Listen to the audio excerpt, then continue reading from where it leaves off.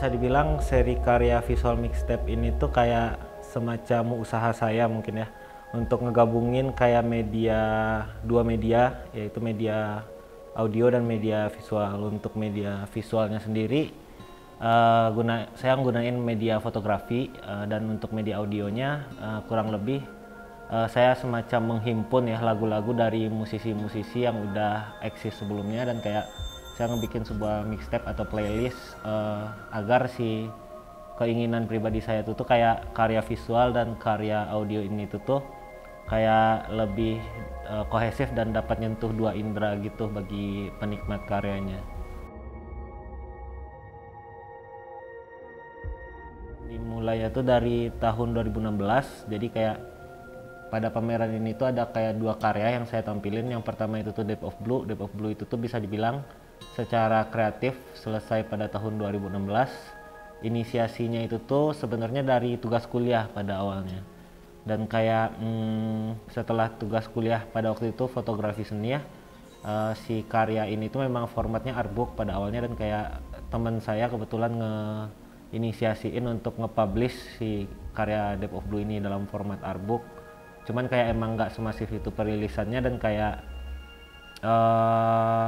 pada waktu itu di tahun 2016 kalau nggak salah si karya Deep of Blue ini tuh udah kayak dapat semacam apresiasi ya dari kayak penikmat foto terutama yang ada di Bandung dan Jakarta mungkin, dan kayak hingga akhirnya kayak bentuk apresiasi tersebut tuh bikin saya kayak semangat untuk melanjutin seri kedua pada seri visual mixtape ini tuh.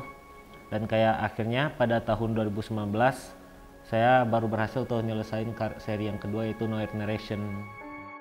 Untuk proses kreatif penciptaan karya mungkin bisa dibilang kayak berangkatnya dari personality trait saya pribadi, mungkin kayak rangkuman atau kulminasi perasaan dalam rentang waktu yang lama gitu loh. Dan kayak itu nggak bisa saya trace back lagi eventnya apa sebenarnya, kayak cuman underlying mood saya selama bertahun-tahun saya pengen ngeluarin itu ya, ngelakuin proses katarsis untuk hal tersebut. Dan kayak hasil yang muncul di diri saya sebelum penciptaan karya ini adalah kayak semacam ada visual-visual gitu yang ada di kepala saya, cuman belum jelas ya, belum, bentuknya itu belum vivid. Dan akhirnya kayak aspek audio atau musik tuh berperan itu di sini, kayak saya gunain media musik atau audio itu untuk kayak nge-trigger mungkin dan nge-vivid, bisa dibilang gampangnya nge-vividin gambar-gambar yang ada di kepala saya untuk akhirnya bisa saya eksekusi dengan media yang saya gunain, yaitu media foto. Jadi kayak secara singkat tuh bisa dibilang kayak prosesnya itu tuh kayak proses meditatif dulu, kayak saya ngedengerin lagunya berulang-ulang, lalu muncul kayak semacam storyboard untuk akhirnya foto itu dieksekusi. Dan bisa dibilang semua karya yang ada di sini tuh kayak terencana, bukan kumpulan foto yang saya pilih untuk dijadikan seri. Saya ngegambar dulu, ngejar aspek teknis dan komponen teknisnya, baru saya ngelakuin photoshoot, baru setelah itu post processing. Setelah post processing baru saya pemilihan bakal dikeluarin dalam output media yang mana nih, sehingga akhirnya ada 3 output kan sebenarnya sekarang. Awalnya dari diskusi sama Adit ya, soal pamerannya apa, gagasannya seperti apa, terus muncul beberapa pilihan judul. Salah satunya Vis-a-Vis, gue ngajuin ke Adit, gimana Adit dengan judul ini. Dan itu setiap judul sebenarnya turunannya tentu macam-macam. Akhirnya terpilih Vis-a-Vis ini karena dia mewakili, itu kan secara makna memposisikan semacam dua hal di posisi yang sejajar gitu ya.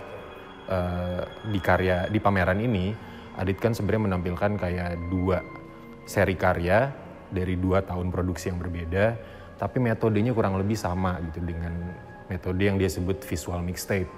Nah karena ada 2 ini, kayaknya cocok nih gagasan Vis-a-Vis ini karena posisinya semacam 2 karya dijuxtaposisikan. Mungkin saya pribadi ngelihatnya kayak si 2 karya yang dibawain itu tuh kayak sebenarnya kayak bisa dilihat dari multi perspektif gitu mungkin ya. Kayak ada aspek penggabungan elemen audio dan visual, ada aspek copyright-nya mungkin ya, lisensi penggunaan lagunya, terus belum lagi aspek dari karakter visual yang saya bawa dan kayak penggunaan media fotografi saya. Terus kayak mungkin ada seri dua seri yang di bawah, dan kayak akhirnya kayak pemilihan tajuk Piece of Fish ini tuh kayak kan berdiri sejajar mungkin ya, berdiri sejajar, dua hal yang diposisikan sejajar. Bob mungkin melihat dari berbagai macam perspektif itu tuh yang bisa ngerangkum keseluruhan proses kreatif dan keutuhan karyanya itu tuh adalah tajuk tersebut gitu. Bahkan istilah dulu visual mixtape sebenarnya sebuah istilah yang bukan benar-benar baru gitu ya. Itu suka digunakan memang sama banyak visual artis, bahkan juga fotografer, untuk kemudian membuat kompilasi foto yang dikaitkan dengan karya musik tertentu atau bahkan dalam bentuk foto esai gitu. Cuma approach-nya Adit untuk kemudian memposisikan musik dan visualnya secara sejajar, ini yang kemudian menarik gitu. Karena kaitan visual dengan musik seringkali biasanya produksi musik, kemudian dicarilah artwork-nya gitu ya yang cocok buat albumnya, seolah visual ini jadi pelengkap gitu ya, pelengkap buat musiknya. Nah sementara kalau Adit dia memposisikan gimana kalau dua-duanya sejajar, walaupun musiknya bukan Adit yang buat. Itu bisa jadi metode lain, mungkin pengembangan lainnya berikutnya ketika visualnya yang buat senimannya, begitupun musiknya kemudian disatukan. Kurang lebih sebenarnya yang menarik dari visual mixtape ini karena prosesnya yang lumayan panjang. Tapi kemudian ada yang bikin lama tuh karena saya sempat ngajuin kayaknya ini bisa bermasalah secara copyright. Kalau Adit nggak mengajukan izin untuk kemudian menampilkan karya musik orang ini gitu. Nah proses menelusuri lisensi ini yang kemudian jadi menarik dari si visual mixtape ini. Dan di dunia seni rupa gitu, sudut pandang dari saya sebagai kurator, ini dua hal yang ditabrakan tapi kemudian dia jadi sesuatu yang mungkin agak jarang atau bahkan mungkin agak baru gitu ya untuk ditampilkan di ruang pamer. Dan tantangannya juga sebenarnya luar biasa karena kalau visual ya ruang pamer seperti ini biasalah menampilkan karya visual. Nah persoalan menampilkan musik, menampilkan bunyi itu jadi masalah lain gitu karena kalau semuanya dibunyikan ruang ini bisa jadi sangat berisik. Kemudian banyak sekali negosiasi yang akhirnya memutuskan bahwa pameran ini oke, visualnya tampil, musiknya kita coba pakai cara lain, yaitu pengunjung diminta buat masing-masing misalkan membawa earphone-nya sendiri untuk mendapatkan experience audionya gitu.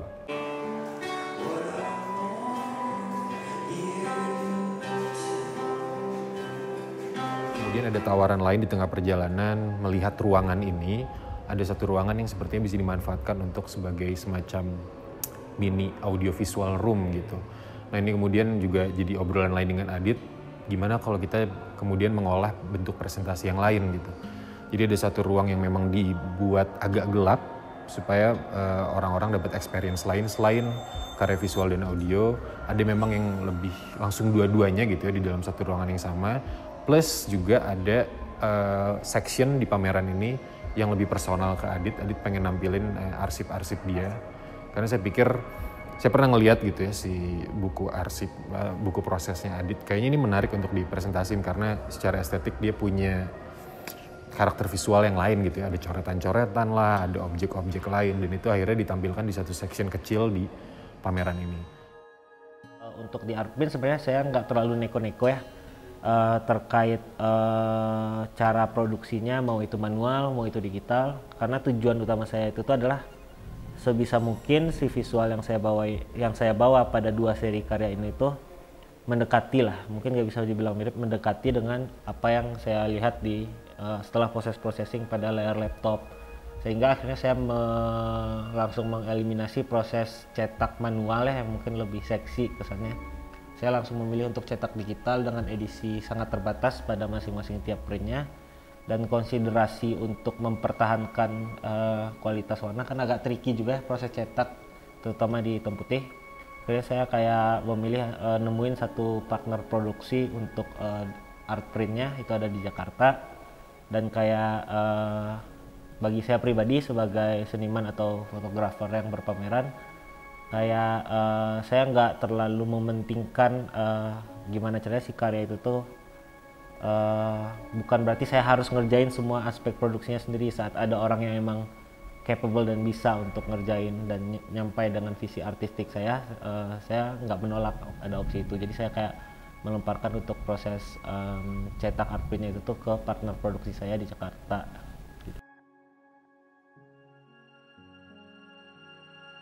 karena printing juga merupakan part of the process dalam kita berseni. Jadi si Venestra kita mensupply dan menservice teman-teman seniman, teman-teman fotografer ataupun end user secara langsung dengan material-material archival. Jadi kita punya target tuh supaya si orang tuh kenal sama archival paper. Jadi kalau di Venestra Imaging kita hanya menggunakan archival paper atau exhibition grade paper. Itu yang cukup membedakan. Nah, selain itu dari material kita juga secara service, jadi kayak di tempat kita semua profile kita ciptain, kita monitor, kita calibrate, jadi kita men-service end-to-end service, jadi dari start to end semua itu archival services maupun pakai exhibition grade kita maksimalkan si kualitas itu. Secara simpelnya pasti banyak yang pengen sesuai sama yang monitor, apa yang ada di monitor, tapi kenyataannya nggak begitu. Kenapa? Karena kita akan membantu mengedukasi. Jadi kayak paper ini cocoknya dengan foto ini cocok dengan paper ini. Jadi kita mengedukasi supaya foto dan paper itu match. Jadi kalau di seni mungkin kan ada mesti pakai kanvas, mesti pakai paper, mesti pakai ditaruh di benda lain. Jadi seperti itu. Jadi kita juga selain printmaking, kita printmaker untuk produksi, kita ada konsultasi secara singkat maupun konsultasi lebih lanjut. Saya pribadi lebih penekanannya tuh kayak di proses, mungkin proses penjadian pameran yang begitu panjang, dan kayak saat si pamerannya udah jadi pun kayak itu kayak cuman merayakan si prosesnya gitu loh.